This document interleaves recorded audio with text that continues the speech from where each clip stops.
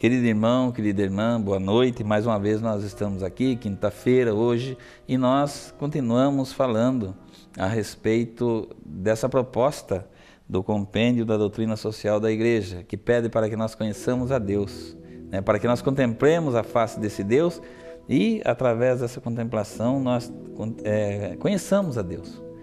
É possível servir a Deus, né? Ser um servidor de Deus, mas a partir do conhecimento. É preciso que nós conheçamos a Deus, e nós só conheçamos a Deus através daquilo que Ele nos revela, né? Como diz o próprio Jesus Cristo. E Jesus Cristo, Ele vem também no compromisso de revelar esse Deus a nós. Nós ficamos conhecendo Deus através da revelação, né? Que vem desde lá, né, do Antigo Testamento, e em Jesus Cristo a plenitude da revelação, porque daí o próprio Deus, né, Ele se mostrou diante de nós, se encarnou, né, e veio diante de nós na pessoa de Jesus Cristo, seu Filho. Então, é preciso que nós busquemos, então, essa contemplação, para que nós conheçamos a Deus. E Ele, né, na nossa vida, na nossa experiência de vida, como que Ele se manifesta? Como que Ele se revela na nossa vida? E hoje nós vamos falar, né, nós já falamos aqui, né, do Deus da criação, o Deus que cria, proporciona toda a condição para a pessoa viver no bem-estar na sua vida, né, através do livro do Gênesis nós vemos lá a criação. Depois, no livro do Êxodo, nós vemos que Deus, Ele se preocupa com aqueles que Ele cria. Ele se preocupa com cada um de nós. Nós vimos aí na terça-feira a preocupação de Deus, né? Ele não está ausente à nossa necessidade, à nossa vida. Ele está sempre atento, né? Sempre atento a tudo aquilo que circunda a nossa vida, procurando nos proporcionar a possibilidade, né, da gente se recuperar de muitas coisas que acontecem na nossa vida. Então é o Deus que se preocupa.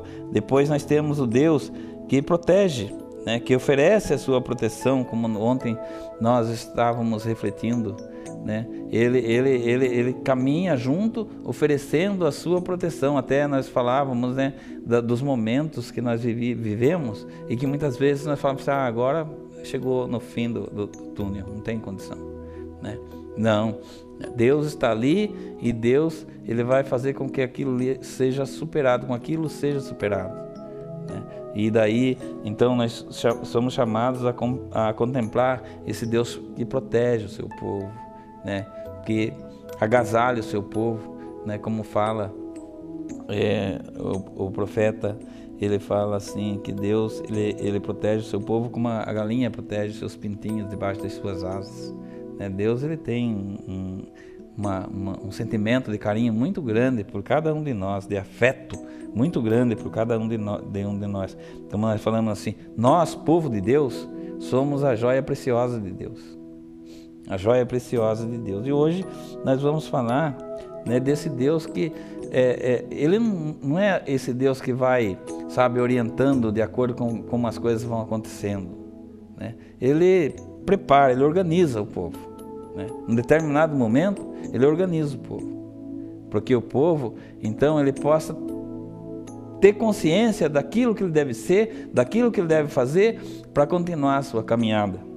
No livro do Êxodo, nós vemos lá no capítulo 20, de 1 a 17, onde o decálogo é uma maneira de Deus organizar o povo, né?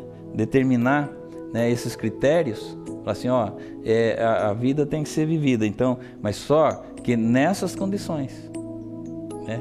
Para que haja harmonia nessa sociedade criada por Deus. É uma sociedade que está ali agora, né? É um povo que caminha pelo deserto em busca da terra prometida, e o que acontece? É um povo que tem que conviver, ele tem que ter convivência naquele momento ali, né? Para que haja respeito, consideração, dedicação um com o outro. É assim, né? Então esse povo, ele está meio que desorientado, e daí então Deus, ele fala assim, vamos organizar esse povo para que ele tenha condição de viver, né, sempre em harmonia, viver em harmonia. E então Deus, ele através, né, de Moisés, ele coloca as tábuas da lei diante daquele povo, os 10 mandamentos, né? Que fala assim: então Deus pronunciou todas essas palavras: eu sou o Senhor teu Deus, que te fez sair do Egito, da casa da servidão. Não terás outros deuses diante de minha face, né? Um único. A gente não pode viver o sincretismo em primeiro lugar. Essa é a primeira orientação de Deus. Nós devemos contemplar a face de um único Deus, Yahvé, o nosso Deus poderoso, né? Nós não podemos viver o sincretismo religioso. Muitas vezes as pessoas, né, ficam pulando de galho em galho. Às vezes participam de 3, 4 instituições diferentes, religiosas diferentes. Vai na igreja católica, e vai na outra igreja, e vai aqui, e vai ali, né? Não, né? Toma um rumo na sua vida. Às vezes a gente começa a acreditar em tudo quanto é coisa. Cada pessoa que chega, a gente começa, mas então é assim, tal, e começa a acreditar. Não é assim, né? Deus já fala assim: não terás outros deuses diante de minha face. Um único Deus. Um único Deus é capaz de dar tudo aquilo que nós precisamos, a onipotência de Deus. Deus onipotente. Ele é capaz de proporcionar tudo aquilo que você necessita. Se você está necessitando de alguma coisa nesse momento, Deus, o único Deus, é capaz de lhe oferecer algo que vai fazer com que você supere essa situação. Único Deus. Primeira palavra do Decálogo, né? Desse diálogo que Deus tem com as pessoas, orientando esse povo, para que conviva num relacionamento com um único Deus, né, sem ter outros deuses diante da face do nosso Deus. Não farás para ti escultura nem figura alguma do que está em cima nos céus, ou embaixo sobre a terra, ou nas águas debaixo da terra. Então, não farás esculturas, né? Muitas vezes nós vemos que depois que Moisés desceu, aquelas pessoas fizeram uma imagem do bezerro de ouro. Moisés ficou muito irritado, né, com aquilo. E então houve uma grande desavença, né? Ali houve uma situação muito difícil de ser controlada, de ser contornada, porque o povo caiu na infidelidade, né? E começou a ver outras possibilidades. Isso aqui é quando a gente começa a ver outras possibilidades. Muitas pessoas levam para um lado aí, né, até para julgar a nossa igreja. Não, né? Quantas e quantas vezes, né, nós vemos: não façais esculturas nenhuma. Às vezes a gente, numa conquista nossa pessoal, um carro de luxo, por exemplo, numa casa bem mobiliada, bem confortável, a gente fala assim: aqui está a face de Deus, porque Deus me deu isso aqui. Não. A face de Deus, o lado de Deus está em mim, está na minha vida. Viu? Não vamos associar Deus a coisas materiais. Quantas e quantas vezes a gente faz isso? Quantas e quantas vezes nós sentimos que Deus está na minha vida porque eu tenho luxo na minha casa, porque eu tenho conforto na minha casa, porque eu tenho um patrimônio, um bem patrimonial caro. Eu associo Deus a essas coisas que eu acho grandiosas. Quer dizer, aquelas coisas que eu associo é muito maior que Deus para mim. Eu não posso fazer isso. Aquilo lá não passa de algo material. Não passa de algo material. Deus é muito maior do que o seu carro de luxo. Deus é muito maior do que a sua casa confortável. Pode crer nisso aí. Se a sua casa vale 2, 3 milhões de reais, Deus é muito maior do que essa casa que vale 2, 3 milhões de reais. Não vamos associar Deus a essa casa. Porque Deus, Ele é onipotente mesmo dentro de um barraco de favela, Deus está ali e dá condição de vida para aquela pessoa. E faz com que aquela pessoa viva e supere os seus momentos de dificuldades. Deus, Ele nos dá a base para a nossa sobrevivência. Então Deus organiza esse povo. Não associe Deus a essas coisinhas que nós conquistamos no nosso dia a dia, no seu sapato de luxo, na sua calça de marca, de grife, né? Não associe Deus aos lugares que você frequenta.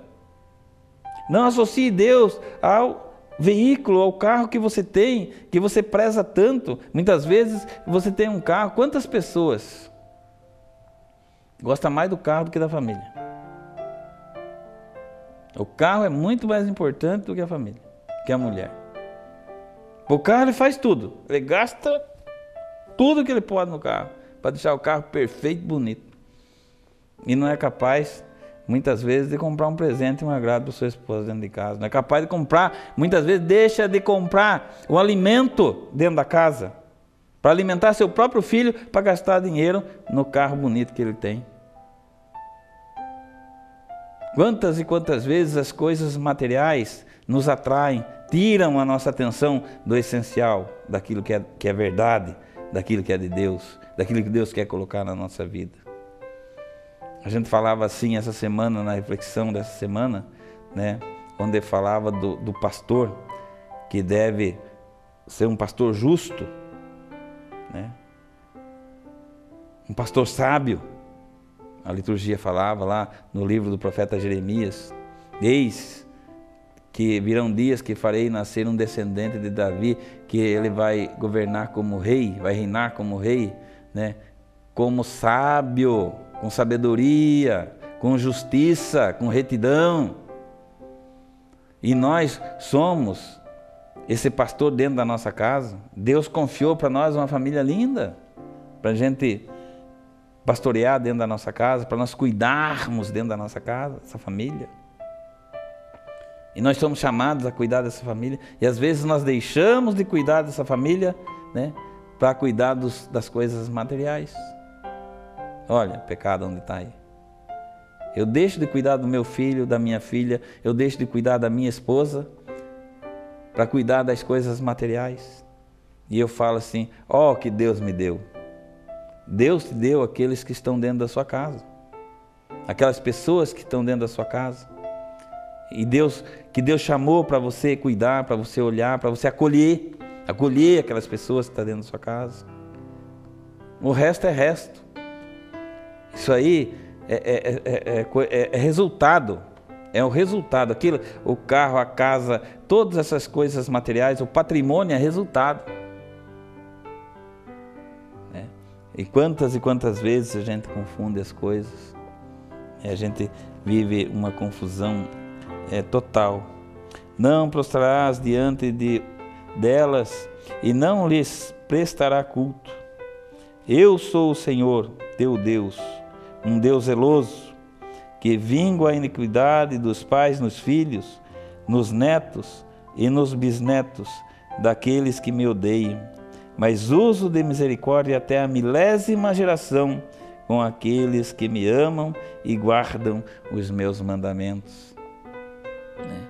Prostrar-se diante de Deus é reconhecer a onipotência desse Deus, a onisciência desse Deus. Deus sabe quem você é. Deus sabe, muito antes de você se revelar, Deus sabe da sua intenção. A intenção é tudo. Se não houver intenção, não existe graça. Não tem graça sem a intenção.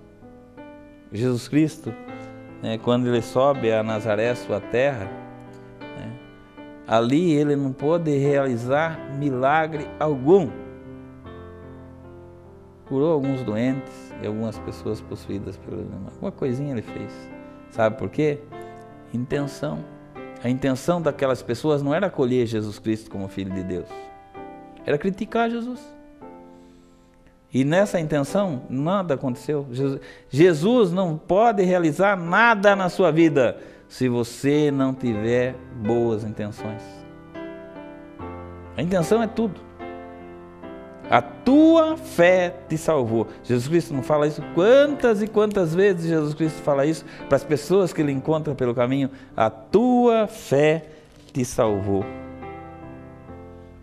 Então, prostrar-se diante de Deus é acolher esse Deus para dentro de nós. Na sua essência, acolher aqueles que Deus colocou na nossa vida, dentro da nossa convivência. Cuidar da riqueza de Deus. O que é a riqueza de Deus? É carro? É casa? Não. É roupa? É sapato? Não. A riqueza de Deus são as pessoas que estão ao meu redor, as pessoas que convivem comigo. É o patrimônio de Deus. Esse é o grande patrimônio de Deus. Será que eu cuido desse patrimônio? É preciso que eu cuide. Deus, ele quer me organizar a minha vida para que eu faça tudo isso direitinho, né? Santificar o sábado, santificar. Trabalharás durante 6 dias e farás toda a tua obra. Mas no 7º dia que é um repouso em honra ao Senhor, o teu Deus. Não farás trabalho algum, nem tu, nem teu filho, nem tua filha, nem teu servo, nem tua serva, nem teu animal, nem o estrangeiro que está dentro dos teus muros. Porque em 6 dias o Senhor fez o céu, a terra, o mar e tudo que contém, e repousou no 7º dia, e por isso o Senhor abençoou o dia de sábado e o consagrou. Nós temos um dia que é para Deus, que deve ser dedicado ao Senhor. Deus pede tão pouco para a gente, né? Se a gente for analisar, porque vamos fazer uma reflexão aqui, vamos ver se vai dar tempo, mas a gente fazer uma reflexão assim. Deus, ele ofereceu a nós 6 dias para descansar 6 dias ele se dedicou a nós, à criação. E daí 1 dia ele tirou para ele. 1 dia ele tirou para ele. Descansou. 7º dia ele tirou para ele. E a liturgia, né, a nossa liturgia, não dá para explicar agora, ela pede que nós dediquemos 1 dia a Deus, para 6 ser dedicado a nós. Olha a diferença. E às vezes nem esse dia que nós devemos dedicar a Deus, nós dedicamos. Nós vamos para o churrasco, nós vamos para o jogo, nós vamos para todo quanto é lugar. Mas nós muitas vezes deixamos de dedicar esse dia aí do Senhor, muitas vezes, uma única horazinha, que a gente não é capaz de dedicar. Deus, ele quer, né, nos conscientizar de que nós precisamos nos aproximar dele. No dia que é dedicado a ele, que nós devemos dedicar a ele. Chegar no domingo de manhã, ir para a missa, beber do alimento que é a palavra de Deus, refletida, né? Nós vamos lá na missa, quando nós vamos na missa, nós vamos beber, nós vamos nos alimentar de um alimento, né, já processado, vamos dizer assim. A palavra de Deus, ela vem processada até nós nos alimentar, através da reflexão do padre, do diácono, seja quem for que vai fazer essa reflexão. Aquele que Deus chamou para essa missão naquele momento, é que a gente tem que aceitar. Nós temos que aceitar. É a celebração com o diácono, é a celebração com o ministro da palavra, é a missa, né, com o sacerdote, com o nosso padre, a celebração da Santa Missa, do Sagrado Sacrifício. Naquele momento, a palavra de Deus é anunciada e refletida, é processada, para que então nos alimente. No dia do Senhor, que nós devemos nos aproximar de Deus, né? O primeiro dia, se Deus dedicou os 6 primeiros dias da sua atividade a nós, custa a nós dedicarmos o primeiro dia, único, uma única hora, 1h30 desse dia ao nosso Deus. É uma maneira de Deus nos sensibilizar para essa necessidade, né? Para que nós também conheçamos esse seu lado, essa sua face. Honra teu pai e tua mãe, para que teus dias se prolonguem sobre a terra que te dá o Senhor teu Deus. Honrar pai, mãe, família, viver em família, né? Fazer com que o nome do pai ele seja respeitado. Não é só chegar para o pai e tratar o pai, viu, passar a mão na cabeça do pai. Oi, pai, tudo bem? O senhor é meu pai, né? Eu gosto muito do senhor. Depois sai da casa e começa a fazer lambança, né? Para as pessoas ficarem apontando, aquele lá é o filho do cicrano, é filho do fulano. Não está honrando teu pai e tua mãe. Ser uma boa pessoa, honesta, digna, ética. É o que falta hoje, ética nas pessoas. Quantas pessoas não vivem a ética hoje, né? Para conseguir as coisas, usam de meios fraudulentos. Quantas pessoas usam de meios fraudulentos para adquirir alguma coisa? Não tem ética, né? Isso é uma maneira também de desonrar o pai e a mãe. Porque a partir do momento que é apontado, o nome do pai e da mãe vai para a lama também. Cuidar do pai na velhice. Ouvir a voz do pai, mesmo na velhice, porque o pai é uma pessoa sábia e experiente, né? Atender as pessoas, né? Porque as pessoas mais velhas, elas são experientes, já passaram por diversas situações, contornaram diversas situações, experiências com Deus, com a presença de Deus. Os mais jovens têm que ouvir as pessoas, os anciãos, como fala lá na América Latina toda, onde não se fala o português, não se fala velhos, ancianos. Ancianos.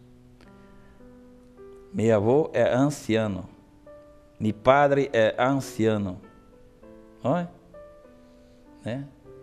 São os anciãos que são experientes, pessoas experientes, né, que vão, né, nos orientar no momento que nós precisamos, né, nos organizar. Deus que organiza o seu povo. Nós precisamos viver essa realidade, honrar os nossos ancianos, os nossos pais, os nossos avós, as pessoas que estão próximas de nós. Amém? Não dá para a gente falar todo o decálogo aqui, mas eu acho que isso aí vai trazer para nós a necessidade também de viver organizados segundo a vontade de Deus. Vamos pedir a bênção desse Deus. Quero que todos vocês tenham uma boa noite, né? Que Deus os abençoe e que os guarde e que traga toda a sua proteção. O Senhor esteja convosco, Ele está no meio de nós. Que desça sobre todos nós a bênção do nosso Deus, que é todo-poderoso, Pai, Filho e Espírito Santo. Amém.